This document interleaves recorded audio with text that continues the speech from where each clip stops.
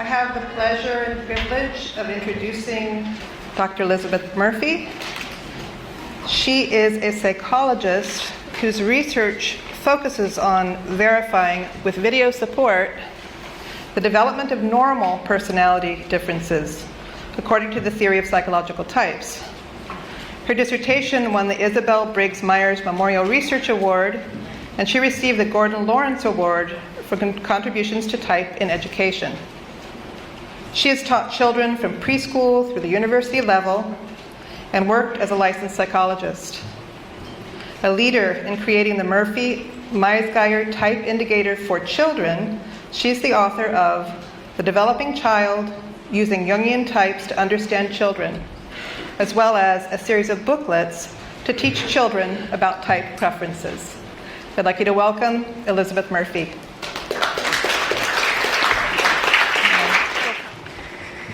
You know how it is when you find something really cool, you have to tell everybody else about it. Well, that's how I felt about psychological type. When all of a sudden I discovered it and it was like, oh my gosh, my two kids are fine. You know, I have a ESTP son and an INFJ daughter. And when you're growing up, young children compare themselves. So my way or your way, one of us has to be wrong, and I pick you. And so we'd always be struggling with what's the rest and the best way. Now, in some ways, my children were lucky because my husband was preferences were introverted sensing with thinking, and mine are introverted feeling with intuition. So when my NF daughter was doing things, I'd be like, oh, she's fine. And my husband thought she was just in mortal pain and was going to have all kinds of trauma. When my son, ST, was doing things, and I'd be like, oh no, he should be doing this and he should be looking at things this way, my husband would be like, oh, he's fine. He's fine. So because we as parents knew intuitively and from our own life's experiences that they were okay in their own way of getting things done, then all of a sudden the theory began to meld into reality. And it became a job to say, how can we take this information and really help people develop?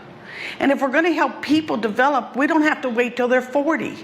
We can actually start when they're 2, when they're 3, when they're 5, when they're 12. And we can change parenting. I'm excited to death because we are at the point in history where we have the first generation of adults who knew about these preferences who are now having children. So that when they're evaluating the behaviors of their children, they're able to see it through the lens of preferences.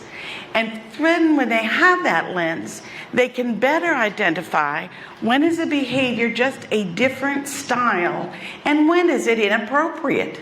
When is it something they really just shouldn't be doing? So in order to track development, we started taking videos of children as young as 6 months and keeping them for as long as we could to see how does the expression of extroverted sensing look at 6 months, at 6 years, at 16 years, at 26. So we would pick up people by their current age. So we had some that were 11 that are now 25.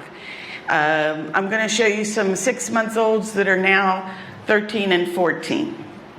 And some that were 8 that are now in their late 30s. But we're hoping over time, did I do something? We're hoping over time that what we'll be able to do is have a library that says if you want to see what the expression of introverted sensing looks like in a very young child as opposed to an adult, here's a way to look at it.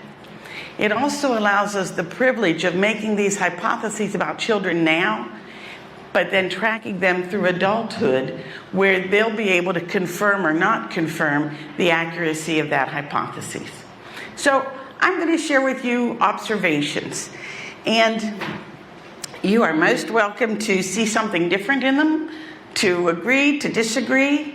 But I can tell you now that I use it with families all of the time to decrease tension in the home between differences. So we will look at development through videos. We'll look at that pattern of development that happens, because type is only one piece. It's not the whole person. It's just one piece, but it's a powerful piece in my estimation. And then we'll look at a few ways to enrich the environment so that you can encourage the development of that part of the individual, and some things you can do that will impede the development for the individual that we tend to do without even realizing it. So Jung said that basically we're bound by our own biases.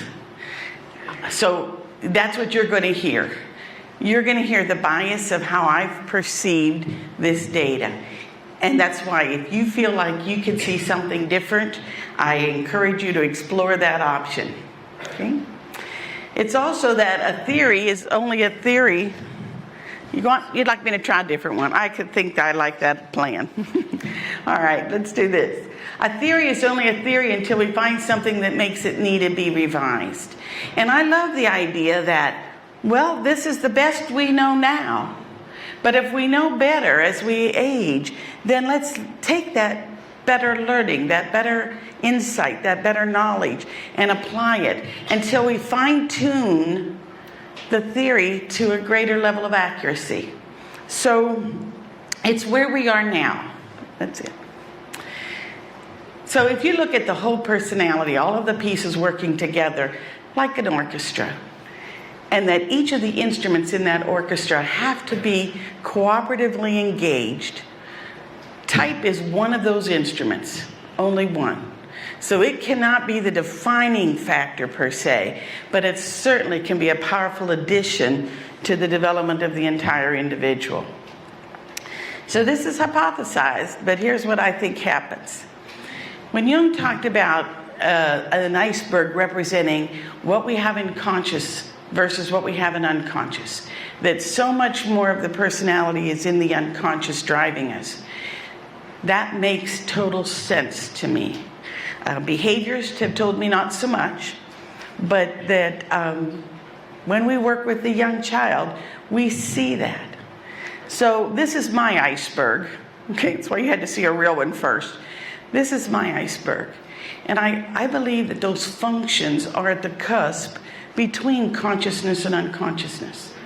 And that each one of those functions, all of the 8, so putting the E and I with each of the functions, have an aura of energy around them. And that aura of energy is either unconsciously driving you, or you have brought it up to a conscious level and you have conscious control over it. If you have conscious control over it, you can manage the energy of that function, but you can't change it. So if you were born as an introverted feeler, as I was, I can't be an extroverted feeler as a leading part of me. Can I act in extroverted feeling ways? Absolutely. Can I manage my behaviors? Absolutely.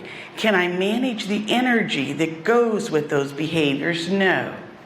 So when I'm doing things that match my style, it's a no-brainer. I can just do it. So as an NF, I do not use intuition and feeling to do my taxes. I use sensing and thinking skills to do my taxes. Can I do them well enough not to get audited? So far. Okay, so far. Do I like that kind of work? Not at all. Not at all. And when I'm doing it, it's like, leave me alone. Everybody, I got to concentrate. Don't call me today. I'm busy this weekend. And it's like, clear the table, clear the space, make room because I have to focus here. Why? Because it's not my natural side. It's the side that draws me and requires more energy. But when I'm being myself, if you want to brainstorm another fairy tale to write, let's write 10 of them right now. I mean, it'd be no big deal. And yes, we can go out tonight, and yes, we can have friends over the next weekend too, because it's about that energy drain.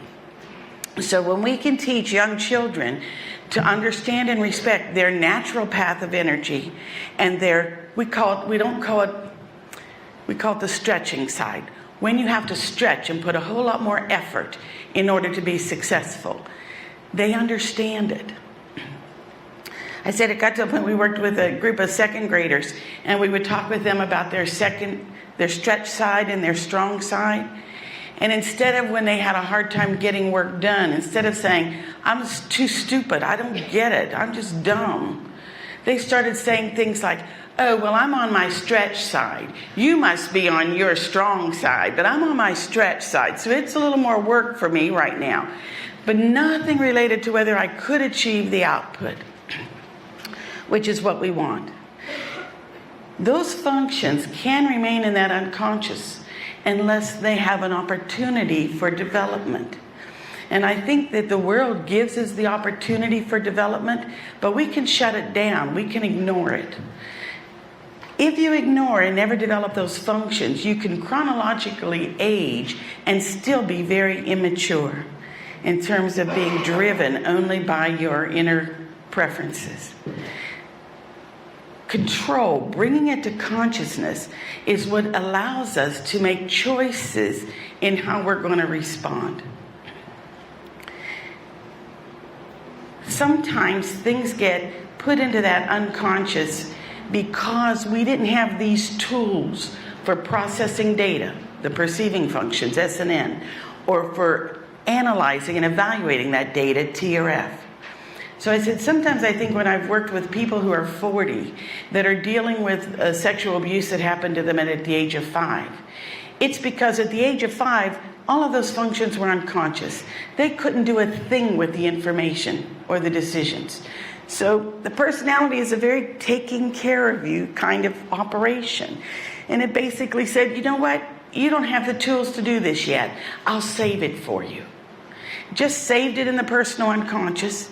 And then all of a sudden by 40, they have a process of perception and a process of judgment that these issues can come back up.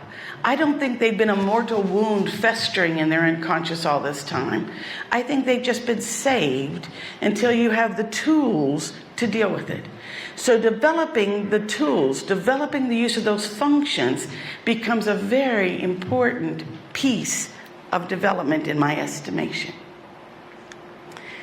So it's only about energy. Behavior is under my control. And behavior is driven by many other options. I can behave certain ways only because you told me that's what I'm supposed to do. I can behave in certain ways because, okay, I'll go your way with it. So if you have somebody who is following a recipe for life and doing everything they're told to do, but not making independent judgments, they can actually, quote, look like they're leading a good life, but because there's no individual development, at some point in their history, that developmental lack is going to catch up with them. And when they're asked to make independent decisions, they don't have the tools. But then we had a woman who was old. She was older. Let's say she was, I think, in her 70s, actually. And her husband died. And she started taking cruises and going out and doing all kinds of things. Her kids thought it was a grief reaction and said, Mom, you've never done this. Why are you doing all these things? And they got very concerned about her inappropriate decision making. And she said, I've always loved to travel, but your father hated it. And I loved him enough that I didn't care. So we just stayed home, but he's not here anymore. So I can travel. So what I want you to hear is you can manage your behavior for many reasons that have nothing to do with psychological type. But if type is never developed, then you don't ever have those tools to use them when you need them. Okay. The balloon analogy works for me, and I hope it works for you. Have any of you ever remembered children or grandchildren where you had those long skinny balloons and you had to blow them up? The first time you blow up that balloon, you're like just trying to get it to blow up. You let the air out, you blow it up again, it's still, but by the 50th time you just go and it blows up. So if you think of the function in the unconscious, and that when I bring it up to consciousness and use it, it's like I blew up that balloon one time. Now I don't need it anymore. So the air comes out and it goes back down and waits in the unconscious until it's ready for use. But if I use it and use it and use it, I may go for a time when I don't pull upon it, but because I have used it in the past, I have accessibility to it.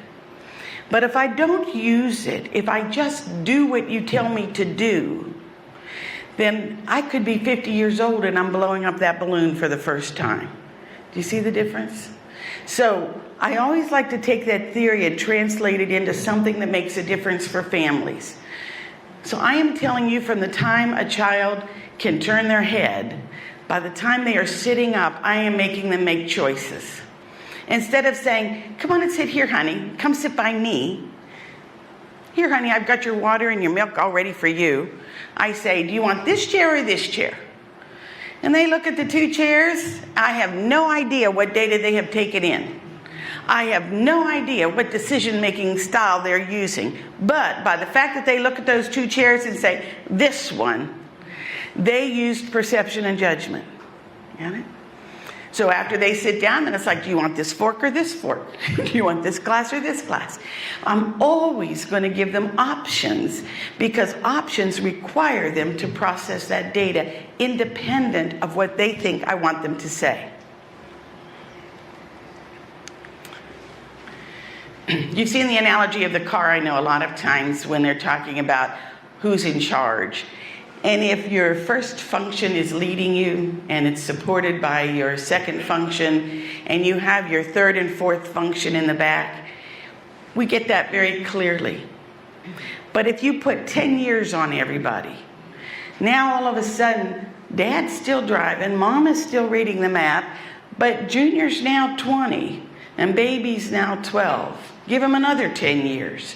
And now Dad is 52, Mom is 52, Junior is 25, 30, and Baby is 20. Now you have someone in the back saying, instead of, come on, I want to do something, you have someone in the back saying, you know, going over the mountains is hard for you to see. Let me do it. Let me take charge on this one. And the third function comes up, takes charge. When the job is done, they say, okay, Dad, it's your car again, and they let the lead come back in. So as we age, all of our functions age with us if we allow them. But if we don't, they're going to just stay in that back seat, immature, and unable to be supportive in the whole process of development. Many times when people describe development, they describe it more sequentially. That first you're dominant, then you're auxiliary, then you're third, and then you're fourth. But I really see it's much more of a spiral and combining spirals. So I have a spiral of my feeling function, and it develops at this level and then enjoys itself, and then develops at a new level and then enjoys itself, and then a new level and then a new level. And so it's constantly developing. But while that spiral is going, so is the spiral for my intuition. And so is the spiral for my sensing and my feeling, my thinking. I can ignore any of them, but it looks very different. So a feeling function in a very young child, in that naive kind of way, is like, you're my friend and you're not my friend. It's pretty black and white. And if you're my friend, you got to be like me, because I like my friends like me. And I'm going to show you a dilemma where that's expressed in the videos. As they age, they start to go, well, you can be you, and we're not the same. You're different than me, and it's okay that you're you. I mean, I'm kind of really glad I'm me, and you go your way and I'll go mine. So now there's this cognitive appreciation for difference, but not necessarily a mutual use of those differences. So the next level of maturity of that function might be, how do we blend our different belief systems into a community and a culture that can allow us to coexist well, where there's a true appreciation of that kind of a difference. All right, so let me give you a couple of other examples. This was me in that still very immature state of feeling development, even though I had just gotten married. So, dominant F, introverted, husband, introverted sensor with thinking. He's driving, I'm reading the map. and I say, turn here. Yeah, never going to happen. He did not turn here. So in my introverted processing of what just happened, my mind starts going like, he didn't turn when I said to turn. He didn't trust I could give him directions. If he can't trust me to give him directions, how could he trust me about important things in life? If he can't trust me about important things in life, how could he love me? If he doesn't love me, then you see what happens? It just kind of, just ruminate off the walls because of the immaturity of that function. No balance with it yet. Give me a few spirals. And now I'm on a committee, and it was an honor to be asked to be on this committee, but I think I'm the only F. So I'm going into the meeting, and I know it's going to be a lot of very direct questioning, T style, okay?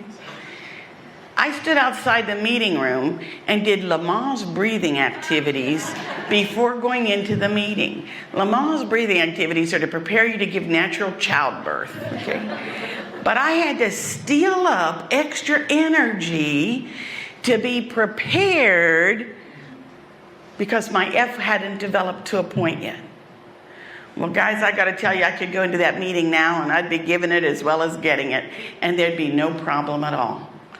It doesn't happen overnight. It happens only because you use these preferences, and you use those preferences because you're aware of them. So although 4 are developing, they are all developing on a spiral level with different amount of attention for each one. So from the book, The Development of Personality by Jung, in every case it seems to be a discharge of energy tension, whether external or internal, which produces consciousness. And I put a few quotes in there just because I thought you might appreciate a reference or two. But the idea is children are not born with a developed personality. They have to have the freedom to develop it, because otherwise, he says, we would rob them of their childhood. We need to have those clear opportunities for using preferences. But every time you get a child who just obeys you, they're not using their own internal judgment. They're not using their own internal processing. So we are not having any development. We're just having obedient children, or children who follow a recipe for how to solve the math equation. Isn't a child who's thinking through the problem. Okay? But I also love that basically, if there is no issue, there is no development. So when we have families who are trying to protect their children from ever encountering any kind of life issue, those helicopter parents, they used to be there protecting their child. I love that one commercial. Oh, if I could have had copyright to that, I would have bought it. Where the mother is helping him shoot the baskets on the basketball court, and then the mother is helping him talk to his friends, and then the mother is over here because she's going to be with him every step of the way to make sure the path is cleared, so he never has any tension. Well, if he doesn't ever have any tension or any issue, how is he going to resolve it? So I had a grandchild who was kind of in a consequence mode and had to clean up the table after our Easter dinner. Excuse me. So he comes out to me, and he's 10. He comes out to me and says, "Where do you want me to put these napkins, these dirty napkins?" Now, for most parents, what do? Yeah, just tell them, right? No, not if you're thinking about development. I say, that is a problem. What would you consider some options? Where might you decide they would go best? And he looks at me and goes, they need to go in the washing machine. I said, well, I definitely see that as one option. Do you want to explore any more, or do you want to follow that one? He says, I'll just put them in the washing machine. It's like, okay. But what I'm not going to do is allow them to let me minimize who they are by just responding to those kind of inane questions.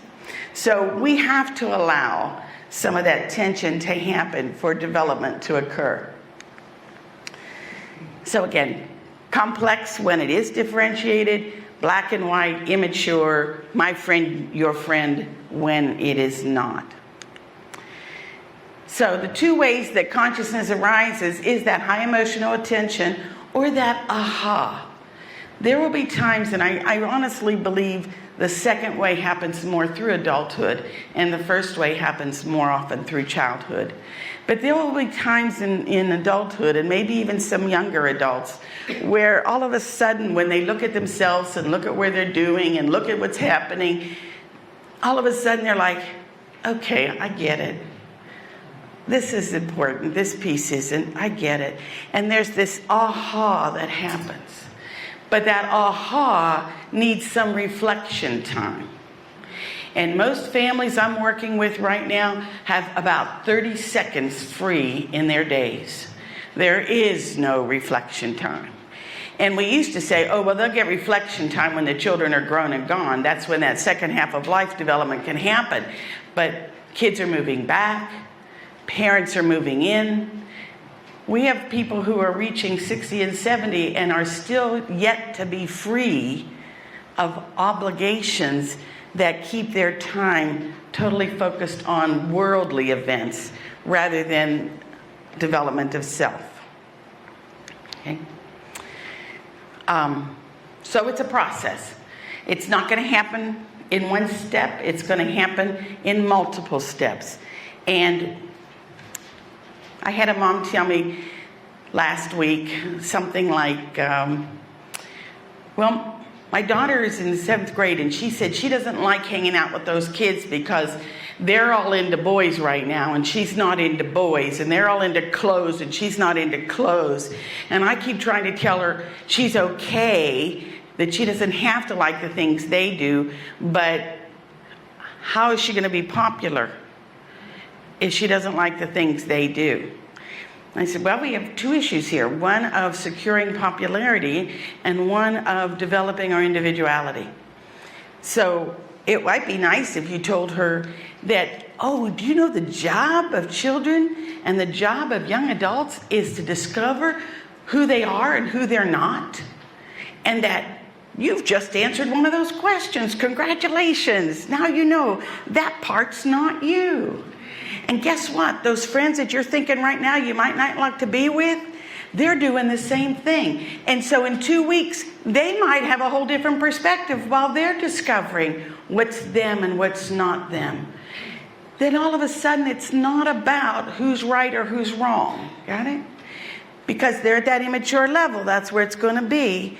You need to take it much more into that development of who am I.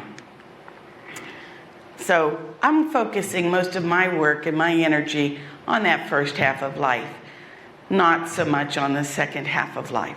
So it's the emergence of the functions. Okay? I love the idea that they have to both, conscious and unconscious, have a voice. Because part of your functions will be in the unconscious all the time, and part of your functions will be brought to consciousness. So those pieces that are in the unconscious still have some powerful energy around them that can impact us. And when we ignore them, they tend to come at us. So the first half of life is about developing our culture, developing our way of teaching things.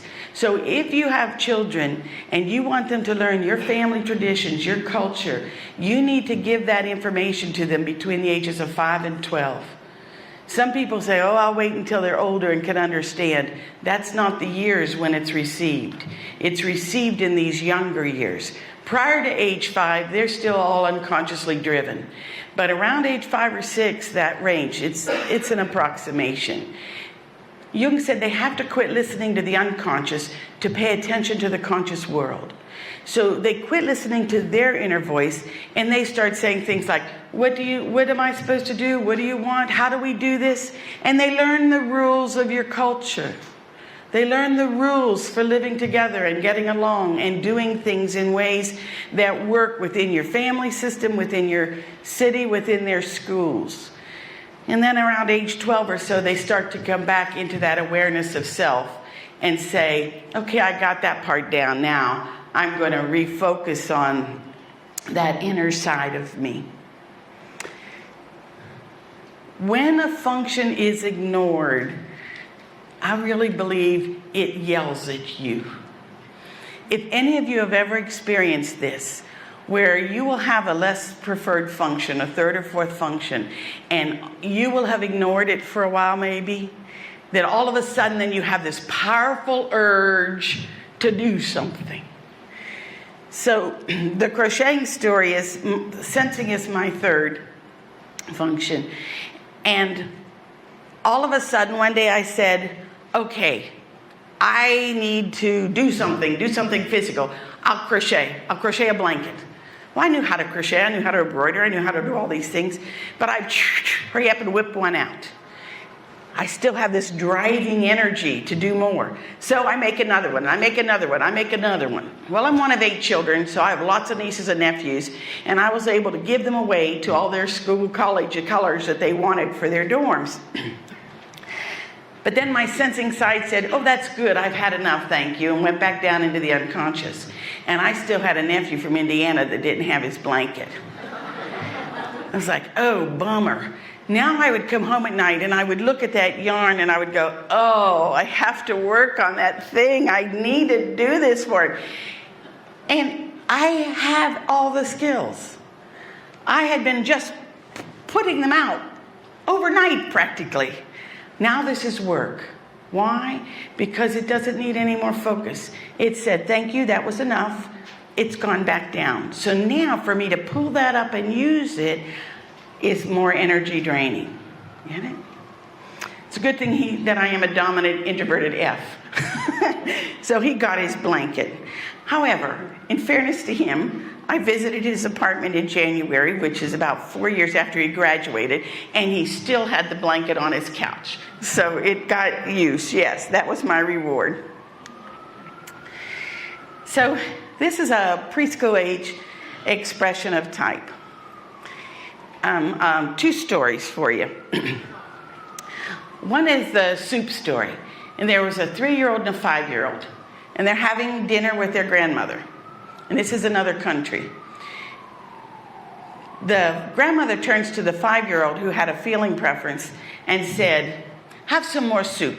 You haven't had enough soup. Eat some more soup. And she said, but Grandma, I don't want any more soup. Oh, come on, for Grandma. Do something for Grandma. Have a little more soup. I think you need to have a little more to eat. And she goes, but I don't want any more, Grandma. She goes, oh, honey, just a little more. Have a bite. What does the child do? Open their mouth and have soup. She turns to the 3-year-old who had a thinking preference and said, did you see your good sister? She took some more soup. You need to have some more soup. And the child looked at her and said, I don't want any soup.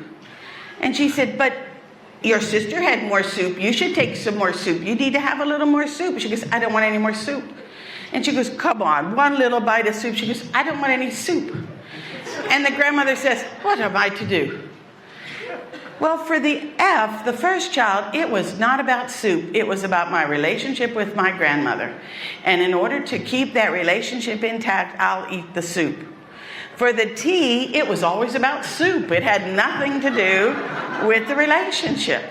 But that's the purity of those functions at that young age. For T, it's about the issue. For F, it's about the relationship.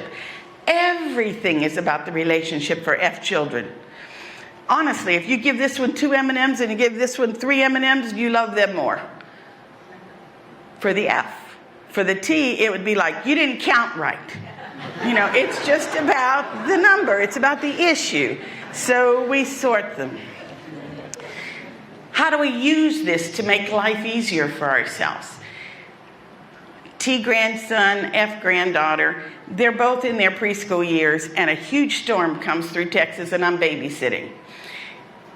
Their parents hadn't been left them alone very often, and they both start crying and screaming because it's really howling out there. I turn to the F and I say, oh, that wind and that rain says our outdoor play is gone, but we get to do these wonderful things together inside, and we can do this and we can do that, and she's calming down, and she's fine, and the other one is still crying their heart out. So I thought, okay, F language did not help that child, so I'll use T language. I turned to him and I said, you know how when you bang two things together they make noise? Yeah. I said, well, those things in clouds are called ions, and they're just banging up there, making the noise, and then sometimes they spill things. Well, that's like the rain just getting spilled out from there being too much water in the clouds. Oh, okay. And then he was fine. But the T child needs a reason for things happening. Their job is to explore the why of things. So you give them the why. And when you don't give them the why, they stay confused. The F needs to feel the connection. When you don't give them the connection, they feel lost. So this is an example of how we conduct the research. We take the children and we give them a toy they have not seen before, and we time how long do they spend playing with it. So this is an extroverted sensor.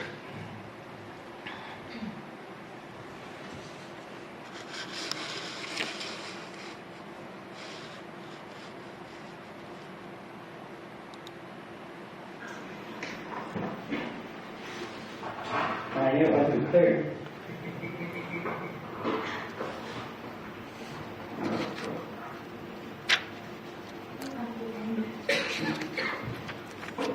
So this is Amanda Marie Smith, and Amanda is 9 months old. Now, Mama, let me just put her a little too close. All right, that's all right, I got it.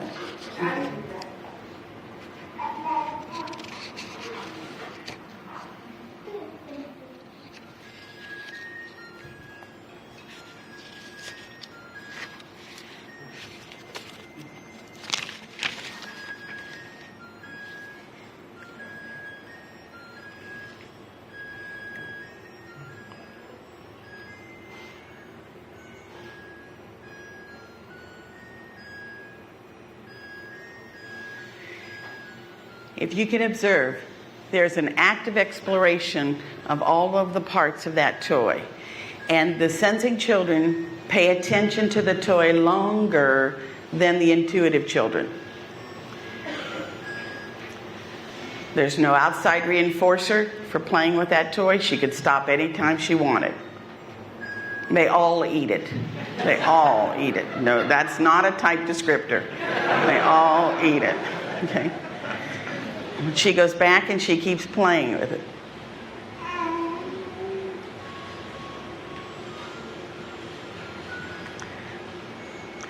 When she was 15 months old and I taped her, the toy had 4 buttons to push, and they pop up or they spin. You know, they do 4 different things. She only would play with 2 of them. And she did it for 10 minutes. 10 minutes. My arms were breaking from holding the camera. 10 minutes.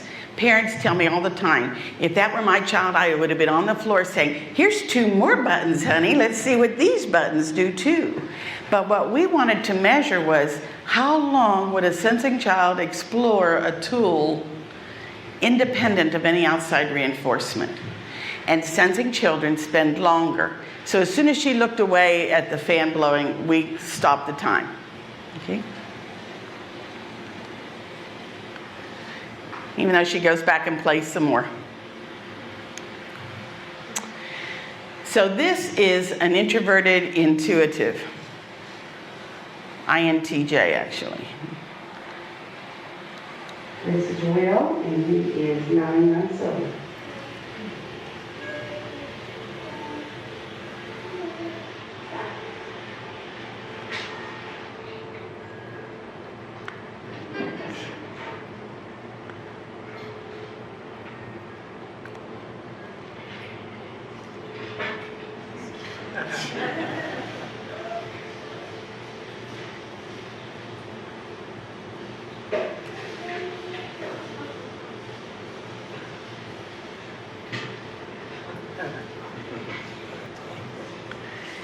So it's not really an exploration of the object as much as what else can this thing do? You know, what else can happen with this?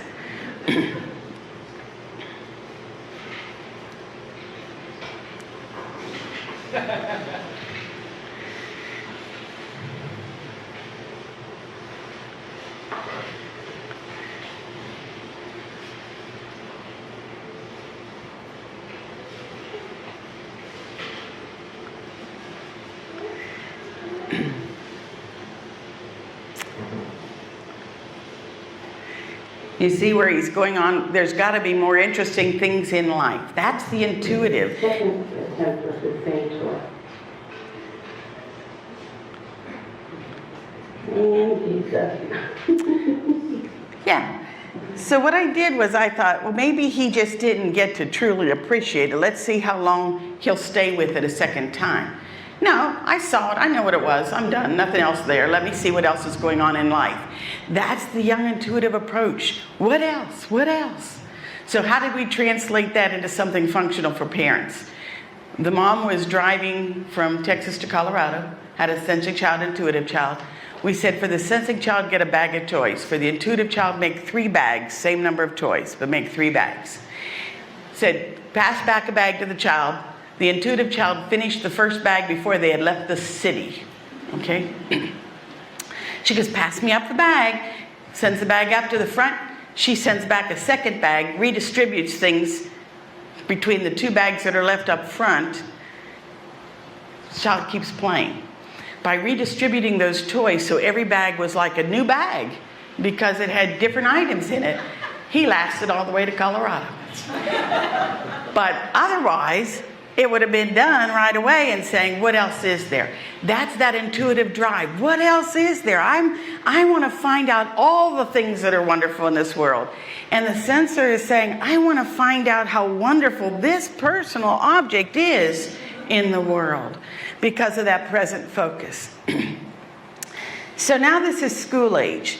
And with school age, I'm going to show you an example of T language and F language. So with the T language and the F language, these kids are 9 years old. The F is going to show us the impact on culture, on socialization, and how we teach our kids. But what we do here is we give them a moral dilemma, and they have to solve it. And the moral dilemma is a version of the Heinz moral dilemma. So we just say, you were given a birthday present, it's something you always wanted, but your friend tells you a secret that it was stolen, that they shoplifted it. What do you do? What do you say? And so the first answer you're going to hear is an F. And I'll tell you, both of her parents are T. So, because some people had said, well, her parents taught her how to say that. That's a learned social skill. Oops, I lost my little marker.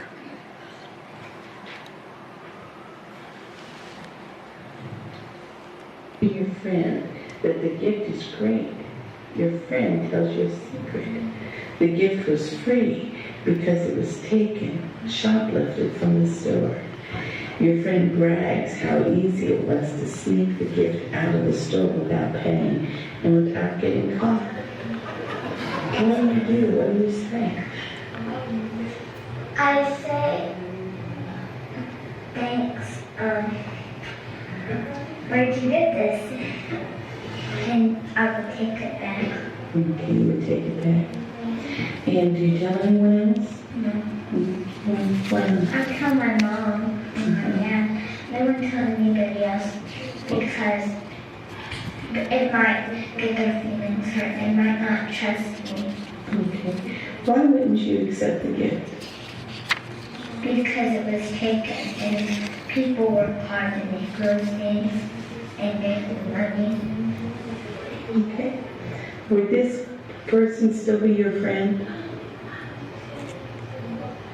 Yes, but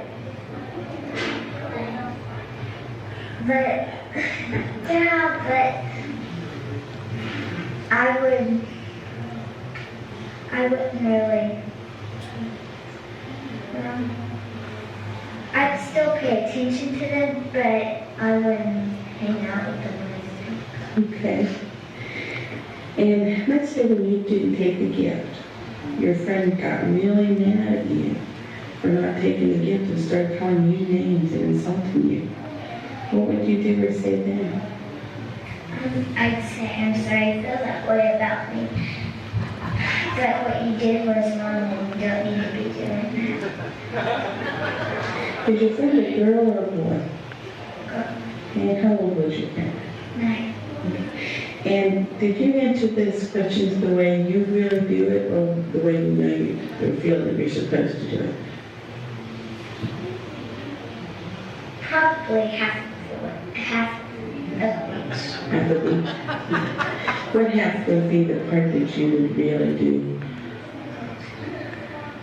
The part where I was supposed to do it. Mm-hmm. Not the part where I feel more. No, the part where I really would do it.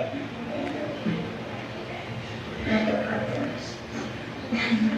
Okay, what part wouldn't you do? Really? What part wouldn't you say to them? I'm sorry for talking about me. You wouldn't say that one? No, I get really mad. I'm a business but I just really mean myself. Okay. I'm going to go straight into Alex. This is the T. All right, well, now I'm going to read your little story and see what you decide would be the best answer, okay? Again, anything you say is fine, there's not a right or wrong. Let's say it's your birthday, and your best friend just gave you a really special gift. You love it. It was something you've always wanted. And while you're telling your friend that the gift is great, your friend tells you a secret. The gift was free because it was taken with shoplifted from the store. Your friend brags how easy it was to sneak the gift out of the store without paying and without getting caught. What do you do? What do you say? Well, I asked him why he stole it. Mm-hmm. And I tried to find out what store he stole it from so I could take it back. Okay. And what would you tell the people when you took it back?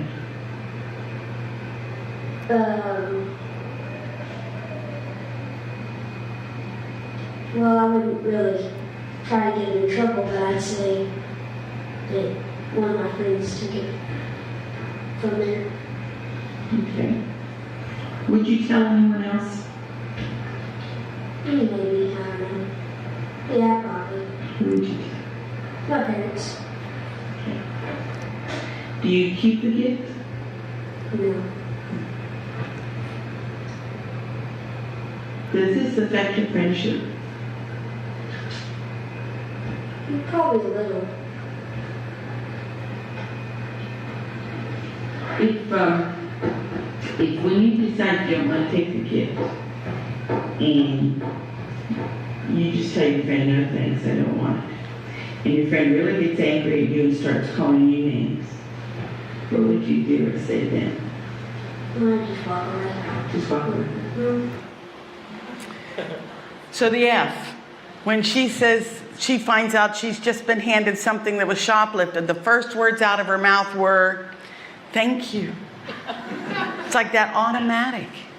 And that her real moral dilemma was not about the shoplifting.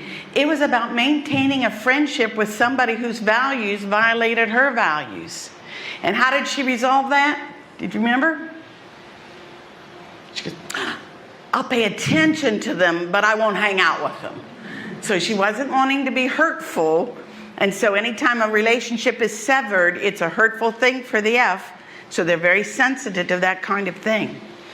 But then when she said, "I'll tell you, I'm not," something about it, "you're not supposed to do that, and I'm sorry you did that."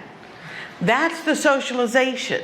That's the language the parent is teaching. When a friend does something that bothers you, you just tell them blah, blah, blah, blah, blah. But I love, you only have to ask one question and you get off that top layer of social cover and immediately hear, "I'd be mad, I'd be furious." Because that's again F. You're my friend or you're not my friend. And at that level of maturity of the F development. The T, I couldn't have given these kids scripts any better. When the first thing he says when he learns he's been given a stolen piece of property is why. Unless I can understand the why of things, I can't go forward in life. So let me understand the why. And then he takes it back to the store, and what's he tell the stores? "I don't want to get my friend in trouble, but my friend took it." T's just tell the truth. It's nothing about relationships. It's about the event that happened, And therefore, you just tell the truth. The very directness of it. And if his friend got all mad and everything, what's he going to do? Yeah, just walk away. Like, it's not a big deal. It's not relationship driven. Very different. These kids weren't taught this. This is that unconscious processing of data and analysis of that data. This is the unconscious way that they're processing the event that happened to them in their life. What they don't know yet is there's another way of looking at it also, so that they get balance. Instead, each one is still at that level where that's the only way they can look at things. Now I'm going to show you, I'm going to skip this one. Okay, we'll lose some questions.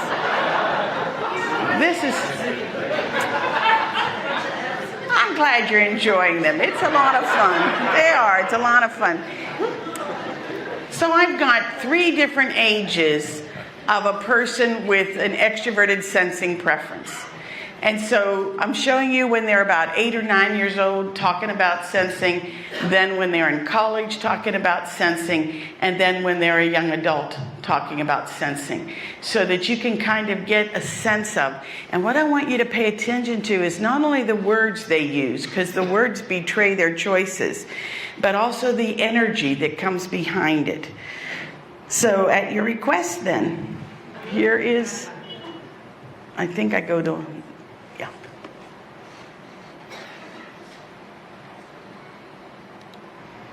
Michelle, how about you?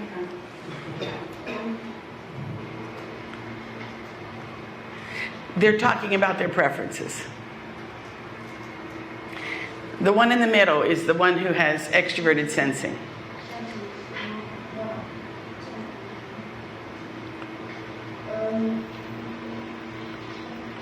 Both girls have an introverted preference. Do you see any of the characteristics that you would say are really not like you all? Looks to see, touch, taste, near, You don't like to do that? I don't know about tasting the lights. You meant what if it's sugar? How do you taste the lights? Well, what if it's an apple? What if it's a banana? I don't remember how you taste the lights. Oh yeah, I was. We had to try this food and stick it out in an apple. Oh yeah, it's all melted and. Oh, that was gross. It was disgusting. And she said, and then we had the taste video types of things and science experience and Miss Lynn's class and the fourth grade teacher. No, I thought that not. Anyway, we had she gave us sugar, salt, plaster of Paris, flour, and all that stuff. We had to taste it and see how good that was all disgusting. But in this thing, it says, wants to see, touch, taste, and never listen. I was in the store, I always pick up toys and toys. You can even say you pick up anything in the stores. Sure, and memorize what is it? What do you think? I can't remember to do stuff, but I can memorize my job. Mm-hmm. That's a lot of good. Good, that's just like. What makes you and Aaron so different there? I'm going to show what makes you and Aaron so different. I don't know. What? With the sensing and intuition.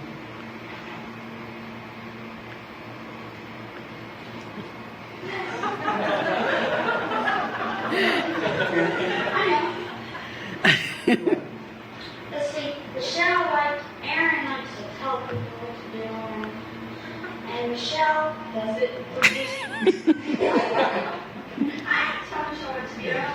Aaron would like. But that's not our sensing and intuition. Aaron would like to do a new job.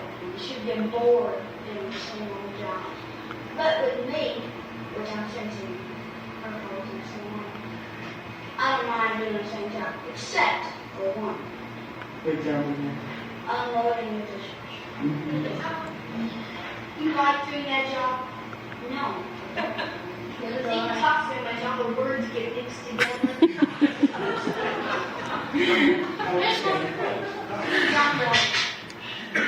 All right.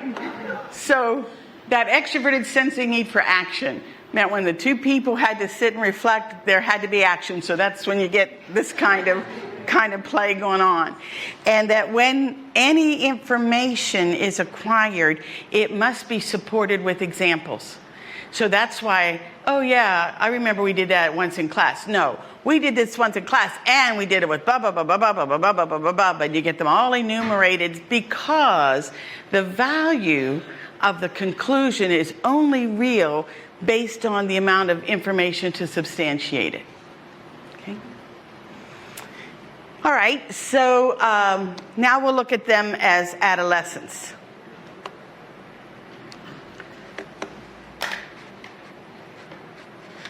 Same three people. Uh-oh. And they're not related. How's It's that? like The two beside each other are related. The other one is a friend. in Colorado or not. And you have to have a look at all the facts before you can say, well, okay, this is a good or bad thing. Correct. The main idea being, yes, you should go, or no, you shouldn't. You need all the little facts, all the little nitpicky things, and then. I kind of look at the main thing and then look at the facts out of that. So I'm almost like, should I go to Colorado? Should I go to Colorado? And I go, yes, list, or no list, and the reasons why, instead of putting, this is what I want to do, this is what I want to do, this is what I want to do, this is what I don't want to do, don't want to do, don't want to do. Michelle was saying something. No, I think Michelle was He's saying, opposite. He's starting it, I don't know if I want to go, and then looking at everything. I think looking at everything and then decide. yeah, I think what she's saying is, all right, this is what I do. I want to go somewhere where there's snow, I want to go where there's mountains, and I want to go where there's low cost of living and there's people. I don't want to go where there's a beach, I don't want to do this or this. She's going to look at him and she'll say, all right, Colorado sounds good. I'm going to say, do I want to go to Colorado? I'm going to say, well, yeah, it's got snow, I want to do that, I want to do that, I want to do that, don't want to do that. All right, sounds good, don't do that. He started with me. And so, yeah, but yeah, I guess I'm opposite man too. So I'm probably pretty close. So I think I got this. And when it comes to like, no, seriously, when it comes to like, I'm exact and I want to know when to do it and where to do it, and exact things, that way I'm sensing. I mean details, but I'm intuitive, and the fact that I kind of look at the main thing all the while I'm doing it, I guess, and I work in bursts of energy. What was were you present or future? Remember what? It says focus on the present, and now it says focus on the future. Oh, present. You are right in the sense that everybody is all. I mean, everybody has a sensing side and an intuitive side. And depending on the situation, you use your sensing skills or your intuitive skills. But one of them will just be more natural, more easy for you to use. And the other one, you had to learn how to do it. Can't really tell. But that's okay. I think I'm more sensing, just looking at these, I'm more sensing than I am intuitive, but there are quite a few intuitive things. I was agreeing with all the sensing stuff, but I'm more intuition because I agree with every single intuitive part on here. Enjoy designing projects more than doing them. I'm not doing that. I like doing that. Design, like art and stuff like that. I'd rather just do it after the design's already been made up. Not me, because mine never turns out how I design it. I think Someone else designs like the circuit for you, and then you just make it. I'd rather design it and make it, yeah. Well, you have Exactly. you have the finished product, and so you have the actual thing that is useful, but you don't have to think about the design of Yeah, it. but that's the fun part, is thinking about it, getting it to work, trying out all the different It's not combinations. fun either time, but if I have a choice, I would rather just No, I'd rather think do about it, it. and someone else think of it for me. All right. So are you hearing it? They're getting to that age where, yeah, this one feels good, but there's another part of me. That they're coming into that awareness of that other part. But at the same time, that one is so clear for you. And he's still sorting and talking through some of those. We'll do the TF, I hope I didn't miss it. I want to tell you a tiny bit about T and F during adolescence before we go to the next level. During adolescence, there is a need for independence from all types. But T's come out of the womb independent. They really do. They only ask permission when they can't do it on their own. And if you ever try to help even a 2-year-old and they think they can do it on their own, they're like, no, me do. Because they want to just take care of life on their own. And if you help them and they only help them with this little part and then they think they can do it, they don't need you anymore. They want to be independent. F's have spent their whole time connecting, establishing relationships. So now during adolescence, they have to become independent. For them to become independent is a real struggle. T's have been doing it all along. It's no big deal. But for a parent who is an F, I'm invading your space a little bit, I'm sorry, is that okay? If not, I'll go invade another space. Why are you doing that? Yeah, because I need to talk to somebody. The F connecting with another F, it's almost like if you say it's raining outside, you're trying to control their life. Anything one F says to the other F feels like you're running my life for me. So they don't want to hear it. So what do they then do? They start to fight. Some of the fights that have started during adolescence between an F parent and an F child don't get resolved. And then you're working with them as adults on why they're still not coming back to home base with their family relationships. When an F hears that direction, they have to cut the cord. When an F parent feels their child cutting the cord, what do you think they do? They what? They cut too. No. They do the exact opposite. I'm losing my baby. Oh my gosh. And so they get closer and try to get more invasive. Then when they get closer, what does the child have to do? Push harder, to the point that we've had parent and child be in the same room and not be able to breathe the same air without one person annoying the other one. And it's all about that control, that need to be independent. That movie, Father of the Bride, with Steve Martin, his daughter is getting married. She's coming down the stairs. He is over here and he says, honey, it's a little cold outside. You better get your sweater. And she says, really, Dad, I'm old enough to know if I need a sweater. Her fiancé comes in from another room and says, honey, I've got your sweater. It's a little cold outside. And she says, thank you, darling. Because she did not need to become independent from the fiancé, but she needed to become independent from those family values, from that family system. I'm telling you, there are some FF conflicts that began in adolescence that are carrying pain forward for multiple years after, especially if the child goes away to school and then does not come back where they have enough of a contact to get that piece resolved. But I also want you to hear how clearly they're using their functions. So F daughter, T son.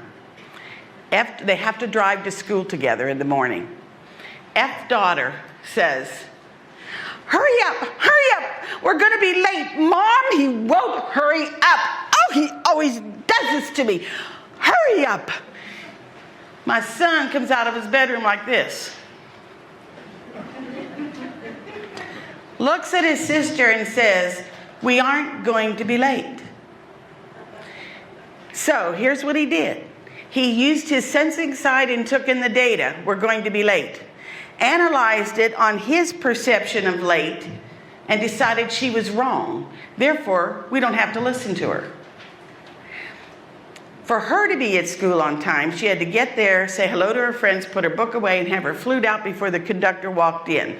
For my son to be there on time, he had to slide behind the drums before the first downbeat. All we did was we added a phrase for me. That she would yell, hurry up, we're going to be late for me. Oh, well, why didn't you say so? Because now you just need me to leave early for you. I'm not making the judgment about whether you're right or wrong. But if you don't have that phrase for me, I'm going to be making the judgment about the accuracy of your data and the accuracy of your analysis of that data. And if I don't agree with you, I don't have to listen to you. It wouldn't be the first T who said, if I don't agree with the rule, I don't have to follow it. But I guess I want you to feel that it really is awareness of differences, and that awareness of maybe it means something else to somebody else, and they're not looking at life exactly like I am, opens up doors for cooperation that aren't there without that type of awareness. So, with this expression of type, I gave you a handout. So remember, he's an extroverted sensor. I gave you this single sheet handout because one of the other pieces of our research is that we would give them a scenario and they would respond to the scenario. And you would either be given A, D, and E, so two very short cryptic kind, more often favored by intuitives, don't tie me down with details, or B, C, and F, based on a more complete description. So he ended up, I'm going to show you the video of him answering A, and then as he's leaving, he notices the writing for B. And what I want you to see is his reaction and how different his reaction is after he sees the second kind of question.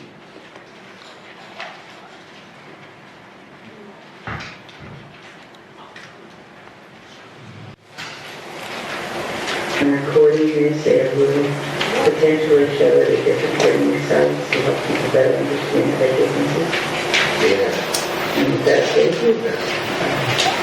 I'm going to start out by giving you some options. I'm going to read 3 different ones to you, but I'll read them to one at a time. And I want you to react to each one individually. Okay? You were just given a partnership in the education grant for $25,000. It is your discretion to Watch his affect. in any way you wish. What would you do?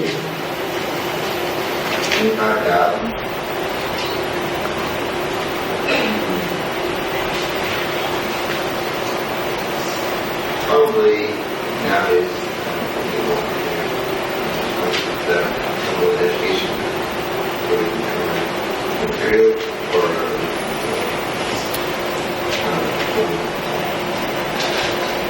It's an open-ended grant.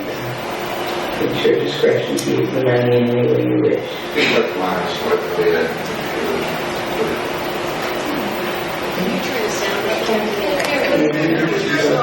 Offering other possibilities.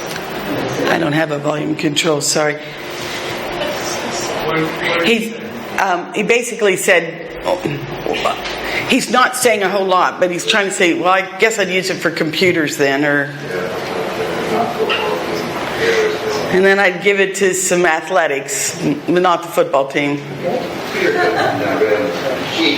question only said, I have 20 computers. And I must not have been listening when you said that. And you told me that, no, I didn't ask you that question, I asked you this question. All it said was, you have $25,000 given to the school. I got to say, that was pretty annoying. That's why I kept trying to ask you, well, what about this? Do you guys want clothes? What do you guys want? Actually, the material equipment, you wouldn't tell me. I have to just stop. So that's why I came up with that. Let Devin finish. Really, irritated by the question, trying to give that information, you were giving me more. And then the other question about the lady who, or the guy who won money, I don't know if you want to give it to his mom, because she likes some sort of things. Piece of cake, no deed. So I was making a comment for her when I saw these questions, like, oh, she's already asked me this one. Why didn't you ask me this one? I couldn't handle it. The other part of that question, it says they have all kinds of stuff, tells you exactly what they need. And I just told you where it's going. So what happens is that when they're using his sensing side, and I did not give him adequate information for making the decision, he didn't say, give me more information. He said, all right, and he made a decision. But when he saw the question that was more complete and had all that other information, now you get that high energy affective response back, which is, now this I could have done. Why didn't you give me this one instead of the other one? So that we now can sometimes just say to people, would you like more details, or is that enough? If you would like more details, I can give you more details, or is that enough? So I've been given the clue that that is all the time we have. The last few slides are self-explanatory anyway. It just gives you a few hints of what you could do if you wanted to work with developing the preferences in children. I think it's an exciting new area of type exploration for us to be able to use this as people are growing up. And hopefully it will result in people having greater self-awareness when they have to deal with all of those other lifetime issues that you'll be addressing with them. So thank you very much. I appreciate it.